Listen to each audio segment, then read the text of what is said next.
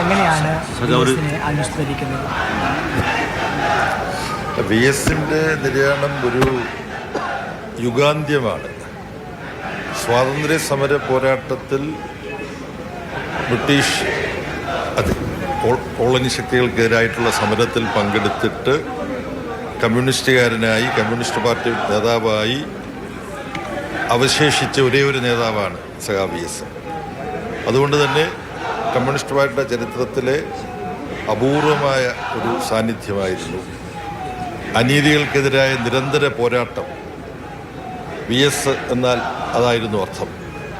അപ്പോൾ പുതിയ തലമുറ വി എസിൻ്റെ അനുഭവമായ ആ സമര ജീവിതത്തിൽ നിന്ന് പാഠങ്ങൾ ഉൾക്കൊണ്ട് ഈ കാലഘട്ടം ആവശ്യപ്പെടുന്ന സമരങ്ങളിൽ ഏർപ്പെടാൻ സന്നദ്ധമാവുക.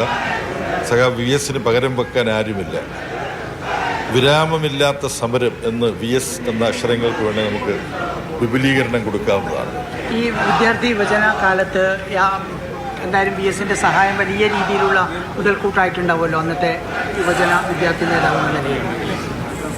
കർഷക തൊഴിലാളി പ്രസ്ഥാനം കെട്ടിപ്പടുക്കുന്നതിനാണ് വി എസ് ഏറ്റവും വലിയ സംഭാവന നൽകിയത്.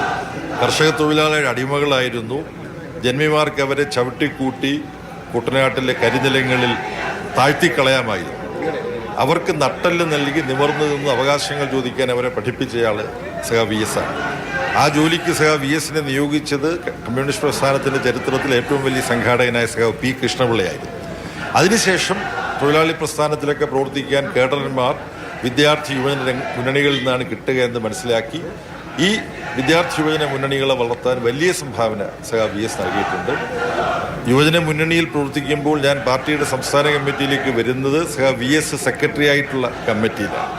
അപ്പോൾ സഖാവ് വി എസ് സെക്രട്ടറി ആയിരുന്നുകൊണ്ട് നൽകിയ പരിശീലനമാണ് എൻ്റെ തലമുറയിൽപ്പെട്ട യുവ കമ്മ്യൂണിസ്റ്റുകാർക്കെല്ലാം ഇന്ന് ഈ പാർട്ടിയിൽ പ്രവർത്തിക്കാൻ എന്തെങ്കിലും ആത്മവിശ്വാസം നൽകുന്നുണ്ടെങ്കിൽ അതിന് പിന്നിലുള്ള ഘടകം. വി എസ് ഇല്ലാത്ത കമ്മ്യൂണിസ്റ്റ് പാർട്ടി അല്ലേ? അല്ല, വി എസ് ഇല്ലാത്ത കമ്മ്യൂണിസ്റ്റ് പാർട്ടി അല്ല.